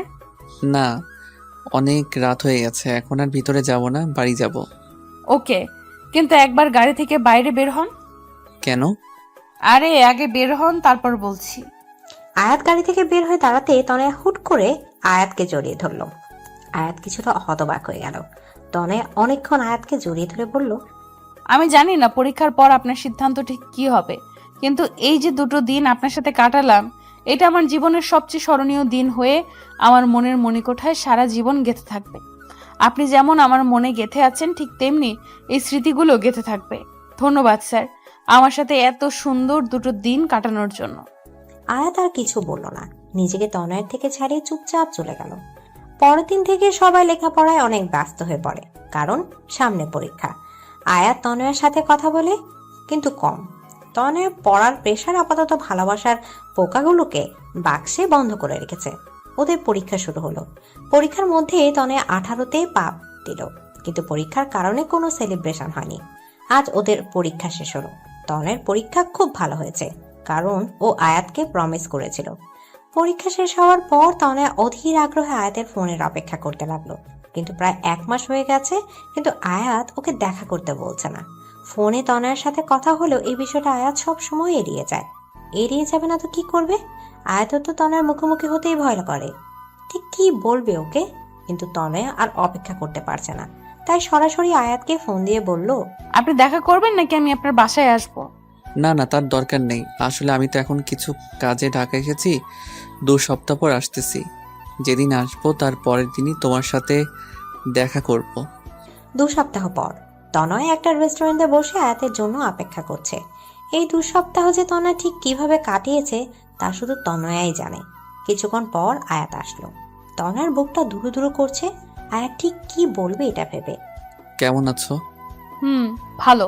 আপনি? ভালো। কিছু খাবে? না না স্যার। স্যার, আপনি যেন কি বলতে চাইছিলেন? হ্যাঁ, কিন্তু ঠিক কিভাবে বলবো সেটা ভাবছি। তনয়া, আমার বিয়ে ঠিক হয়ে গেছে। তনয় অবাক চোখে আয়াতের দিকে তাকালো। তারপর আয়াত ওর বাবার ওর ভাইয়ের সব কথা বলল। এও বলল, সামনের মাসের শেষের দিকে আমার বিয়ে, আর সেই মেয়েটি কিছুক্ষণ পর এখানে আমার সাথে দেখা করতে আসবে। আয়াতের কথা শোনার পর তনয়া পুরো পৃথিবীটা যেন গোলক ধাঁধার মতো ঘুরছে। চোখ দুটো ঝাপসা হয়ে যাচ্ছে। নিজের ওপর যেন কোনো নিয়ন্ত্রণ রাখতে পারছে না। চিৎকার করে কাঁদতে ইচ্ছা করছে, কিন্তু শত কষ্টে তনয়া নিজেকে আটকাচ্ছে। প্লিজ তনয়া, আমাকে মাফ করে দাও, আর প্লিজ নিজের উপর নিয়ন্ত্রণ রাখার চেষ্টা করো। আসলে আমি থাক স্যার, আপনার আমাকে কোনো এক্সপ্লেনেশন দেওয়ার দরকার নেই। আমি আপনাকে জানি। মেয়েটির নাম কি স্যার? আমি জানি না। কি বলেন? যার সাথে বিয়ে হবে তার নাম জানেন না? This is not fair sir. আচ্ছা, ভাবি কি এখন আসবে? আমি কি তাকে একবার দেখতে পারি? ভয় নাই, আমি আমার বিষয়ে কিচ্ছু বলবো না। তনয়া, আর ইউ ওকে? কেন? Yes sir, I am absolutely ওকে। আরে, আপনি আবার এটা ভাবছেন না তো যে আমি উল্টোপাল্টা কিছু করে ফেলবো? পাগল নাকি স্যার? আমি তনয়া, আর আমি এতটা সাহসী নই যে নিজের জাহান্নামের টিকিট নিজে কাটবো। তনয়ার এমন কথা শুনে আয়াতের মুখের ভাষা যেন হারিয়ে গেছে, কিছুই বলতে পারছে না। কিছুক্ষণের মধ্যে সেই মেয়েটা আসলো। এসে আয়াতকে বলল, are you Ayat? I am Abani. Yes, বসুন। উনি? হাই, আই এম তনয়া, আয়াত স্যারের স্টুডেন্ট। ও হাই। তো আপনি আমাদের ভাবি হবেন? আপনি জানেন আপনি অনেক লাকি, কারণ আপনি আয়াত স্যারকে নিজের জীবনসঙ্গী হিসেবে পাচ্ছেন। স্যার অনেক ভালো মানুষ। এখানে এসেছিলাম কিছু কাজের জন্য, কিন্তু স্যারকে দেখে তার সাথে একটু কথা বললাম। I hope you don't mind. No no. আচ্ছা, আমি তাহলে আসি, কিছু কাজ বাকি আছে। বাই ভাবি। By sir. তনয়া একটিবারের জন্য আয়াতের দিকে তাকালো না, শুধু সামনের দিকে তাকিয়ে হাঁটছে। আজ তনয়া পা দুটো যেন চলছে না। মনে হচ্ছে পেছন থেকে কেন অদৃশ্য শক্তি ওর পা দুটোকে আটকে রেখেছে। কিন্তু তনয়ার এমন আচরণে আয়াত অনেক অবাক হলো। তনয়া চলে যাচ্ছে। আয়াত হা হয়ে ওর যাবার পানে তাকিয়ে আছে। তনয়া নিজের অবাধ্য চোখের জলগুলোকে মোছা বৃথা চেষ্টা করছে। আয়াত বুঝতে পারছে তনয়ার মনের অবস্থা, কারণ আয়াতের মনের অবস্থাও ঠিক একই রকম। তনয়া চলে যাওয়ার পর আয়াত নিজেকে আর ঠিক রাখতে পারছিল না, তাই অবনীকে বলল, আমার খুব মাথা ব্যথা করছে, আমরা কি পরে একদিন কথা বলতে পারি? ঠিক আছে। আয়াত বাড়ি এসে বারবার তনয়াকে ফোন করছে, কিন্তু কেউ ফোন ধরছে না। তারপর বাধ্য হয়ে তনয়ার বাবার ফোনে ফোন করে। আঙ্কেল, তনয়া কি করছে? তনয়ার বাবা বলল, তনয়া নাকি টিভি দেখছে, কার্টুন দেখছে আর পাগলের মতো হাসছে। এই মেয়েটা না পুরো পাগল। ফোনটা একটু তনয়াকে দিবেন? তনয়ার বাবা ফোনটা তনয়াকে দিয়ে বলল, আয়াত ফোন করেছে। হ্যালো স্যার, কেমন আছেন? ভাবি কেমন আছে? স্যার শোনেন, বিয়ে করছেন, আমাদের কিন্তু বড় করে একটা ট্রিট দিতে হবে, ঠিক আছে? আয়াত তনয়ার এরূপ কথা শুনে পুরো থ হয়ে গেল। তারপর প্রায় রোজ আয়াত তনয়াকে ফোন করত, কারণ আয়াত তনয়াকে নিয়ে খুব ভয় থাকতো। কিন্তু রোজ তনয়া এমনভাবে কথা বলতো যেন কিছুই হয়নি, যেন তনয়ার স্মৃতি থেকে আয়াত নামটা সম্পূর্ণ মুছে গেছে। আয়াত তনয়ার এমন আচরণে দ্বিধার মধ্যে পড়ে যেত, খুব ভয় হতো আয়াতের তনয়াকে নিয়ে। আয়াতের যেদিন বিয়ে হবার কথা তার কিছুদিন আগে তনয়ার রেজাল্ট দেয়। তনয়া এবারও এ প্লাস পায়। সবাই খুশি হয়, আয়াতও। কিন্তু এত খুশির মাঝেও আয়াত আর তনয়ার বুকের ভিতরটা জ্বলে পুড়ে ছারখার হয়ে যাচ্ছে। আর আজ আয়াতের গায়ে হলুদ। আর মজার ব্যাপার কি জানেন, আয়াতের গায়ে প্রথম হলুদটা তনয়াই চুয়েছে। আর গিফট হিসেবে আয়াতের দেওয়া ওড়নাটা আয়াতকে দিয়ে বলেছে, এটা অবনী ভাবির জন্য।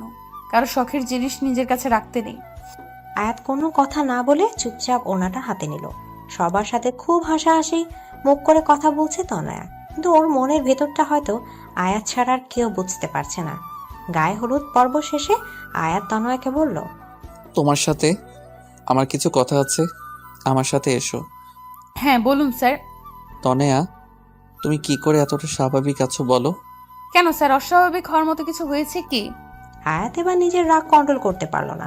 ঠাস করে তনয়ার গালে কষে একটা চড় মেরে বলল, এই মেয়ে, তুমি কি কিছু বোঝো না নাকি নাকি তোমার বোধগম্য শক্তি সব শেষ হয়ে গেছে? আবার মারলেন? এবার কোন অধিকারে মারলেন? আর হ্যাঁ, you are too late sir. আর কথাটা বলার আগেই আয়াত তনয়াকে দেয়ালের সাথে চেপে ধরে বলল, অধিকার? কি অধিকার, তাই না? তোমার উপর যদি আমার অধিকার না থাকে তাহলে কারো নাই। হ্যাঁ, তো রাগ দেখানোর কোনো প্রয়োজন নাই। কিসের জোরে আপনি আমার উপর অধিকার খাটাচ্ছেন? এই বলে তনয়া চলে যেতে চাইলে আয়াত তনয়াকে আরো শক্ত করে দেয়ালের সাথে চেপে ধরে।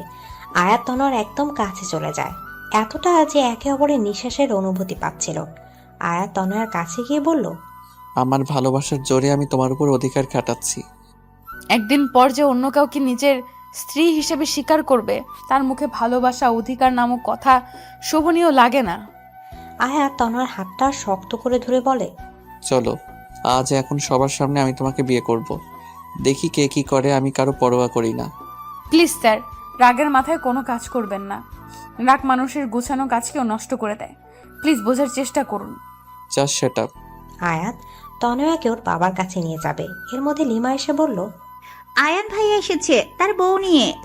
কি আর বাবা? আয়াত, তনয়া, লিমা তাড়াতাড়ি আয়াতের বাবার কাছে যায়। গিয়ে দেখে আয়াতের বাবা আয়ান ভাইয়ের সাথে কথা বলছে। আজ আয়াতের জন্য তোকে মাফ করে দিলাম। দেখো, আজ আয়াত আমাকে কত বড় খুশি দিচ্ছে। দেখো, আয়াত আমাকে দেয়া কথা রেখেছে, তাই এই খুশি কারণে আমি তোমাকেও মাফ করে দিলাম। আয়াতের বাবা এই খুশি দেখে আয়াত আর কিছু বলতে পারল না।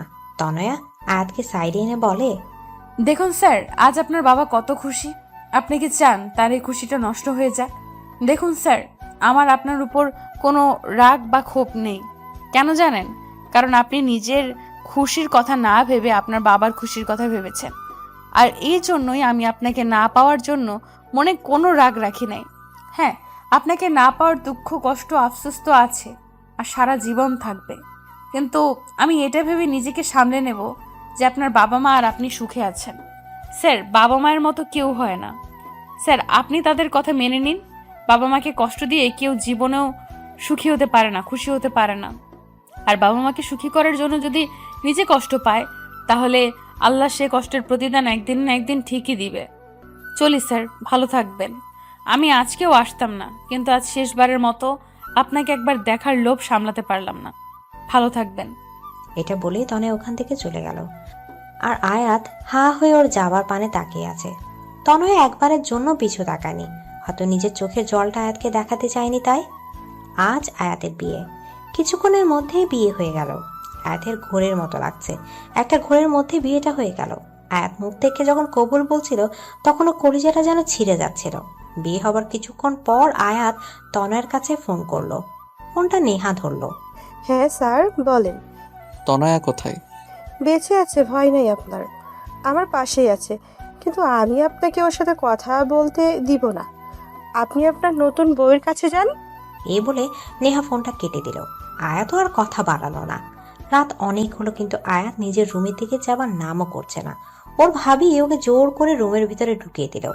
আয়াত রুমে ঢুকে কিছুক্ষণ নীরব থাকলো, তারপর ধীরে ধীরে বিছানার কাছে গিয়ে বলল, সরি অবনী, আমি আসলে তোমাকে বিয়ে করতে চাইনি।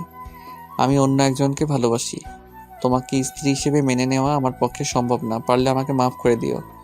এই বলে আয়াত যাওয়া ধরলে মেয়েটা আয়াতের হাতটা টান দিয়ে বিছানায় ফেলে দিয়ে আয়াতের পাঞ্জাবির কলার ধরে বলল, ওই আমাকে কি রবি সিমের মতো ফ্রি পাইছেন যে যখন খুশি চর মারবেন, যখন খুশি ভালোবেসে জড়িয়ে ধরবেন, যখন খুশি বলবেন বিয়ে করবেন না, আবার বিয়ে করে বলবেন স্ত্রী হিসেবে মেনে নেবেন না? কি সমস্যা কি আপনার? আয়াত কথাগুলো শুনে অবাক হয়ে মেয়েটির দিকে তাকিয়ে তার থেকে অ্যাকশনগুলো বেশি শখ খেলো। কারণ মেয়েটি আর কেউ নয়, তনয়া। আয়াত যেন কিছুক্ষণের জন্য নিজের চোখে বিশ্বাস করতে পারছে না। মনে হচ্ছে স্বপ্ন আর বাস্তব দুনিয়ার মাঝে একটা আলাদা দুনিয়া তৈরি হয়ে গেছে, আর আয়াত সেই দুনিয়ার হারিয়ে গেছে। তনয়া জোরে আয়াতের হাতে একটা চিমটি কাটলো। আয়াত নিজের চেতনা ফিরে পেল, হকচকিয়ে বলল, তনয়া তুমি? কি স্যার, সারপ্রাইজটা কেমন লাগলো? অবনী কোথায়? ইস, অবনীর খুব চিন্তা হচ্ছে না? আমি অবনীকে মেরে ফেলেছি। আয়াত যেন কিছুই বুঝতে পারছে না। এর মধ্যে কি যেন দরজায় টোকা দিল। আয়াত দরজা খুলে দেখে অবনী দাঁড়িয়ে হাসছে। হাই দুলাভাই, হোয়াটসঅ্যাপ? এখনো বাসা শুরু করা হয়নি বুঝি? তো আমার জন্য অপেক্ষা করছিলেন বুঝি? আয়াত আবার একটা ধাক্কা খেল। এদিকে তনয়া আর অবনী মিলে হাসছে। এর মধ্যে বাড়ির সব লোক, যেমন আয়াতের বাবা মা, ভাইয়া ভাবি, লিমা, নেহা সেখানে উপস্থিত হলো। সবাই হাসছে। আয়াত যেন বোকা হয়ে গেছে। কোনটা সত্যি কোনটা মিথ্যা তা যেন একটা ভ্রমের মতো লাগছে ওর। বাবা, এসব কি হচ্ছে? আমি জানতাম না যে আমার ছেলে তার বাবা মায়ের জন্য নিজের ভালোবাসা মানুষটাকেও ছাড়তে পারে। তোমার বিয়ে কখনোই অবনীর সাথে ঠিক হয়নি। তোমার বিয়ে অনেক আগে থেকেই তনয়ার সাথে ঠিক হয়ে আছে। অবনী তয়নার কাজিন। তয়না যখন আমাদের বাসায় পড়তে আসতো তখন থেকে আমি বুঝেছিলাম যে তুমি তয়নাকে ভালোবাসো, কিন্তু আমি দেখতে চেয়েছিলাম তুমি তোমার বাবাকে কতটা ভালোবাসো। তাই তোমার বিয়ে তনয়ের সাথেই ঠিক করেছিলাম, কিন্তু ছবি দেখালাম অবনীর সাথে, মানে তয়নার কাজিনের। কিন্তু আমি শেষ পর্যন্ত দেখতে চাইছিলাম যে তুমি তনয়ের ভালোবাসায় মোহিত হয়ে নিজের বাবা মাকে ছেড়ে যাও কিনা, কিন্তু তুমি তা করোনি। তুমি তোমার বাবা মায়ের চাওয়াটাকে প্রাধান্য দিয়েছো। তোমাকে নিয়ে আজ আমার সত্যি গর্ব হচ্ছে। তার মানে তনয়া সব জানতো? না, তনয়া জানে, মাত্র 3 মাস ধরে। কারণ তনয়ার জন্মদিনে তনয়াকে আমি উপহার স্বরূপ তার অঙ্ক টিচারকে গিফট করেছি। কারণ তনয়াই আমাকে ভালোবাসার আসল মানে শিখিয়েছে। আমার ভাইয়া আর ভাবিকেও সে ফিরিয়ে এনেছে। সরি স্যার, আমার জন্মদিনের দিন যখন বাবা সব খুলে বলল তখন আমি খুশিতে ঠিক কী করব ভেবে পাচ্ছিলাম না। আপনার সামনে দুঃখী হবার অ্যাক্টিং করতে আমার ভীষণ খারাপ লেগেছে, কিন্তু আমি আপনার বাবাকে ওয়াদা করেছিলাম আপনাকে কিছু বলবো না, তাই। আয়াত রাগে দুঃখে কোনো কথা বলতে পারছে না। রাগের চোটে ওখান থেকে সোজা ছাদে চলে গেল। বাবা, উনি তো রাগ করলেন, এখন আমি কি করব? আমাদের মতো বুড়ো বুড়িদের এর মধ্যে নাটানাই ভালো।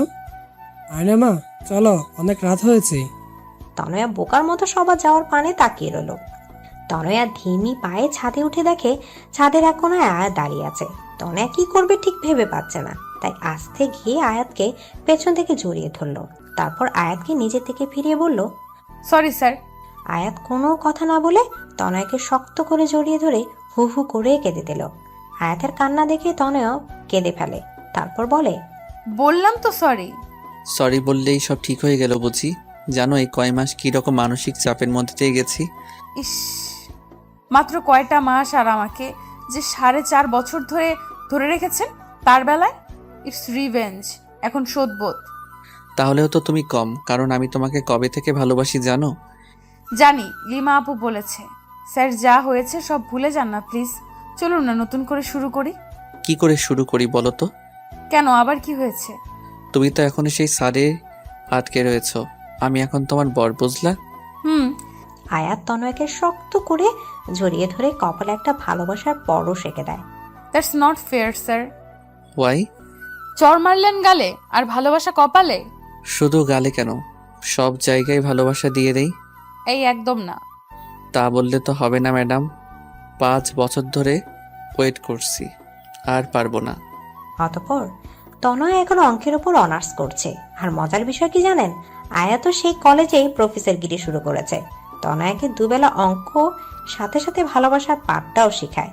মন থেকে যদি কাউকে সত্যিকারে ভালোবেসে চান, তাহলে আল্লাহ নিশ্চয়ই আপনার সাথে তার মিলন করে দিবে।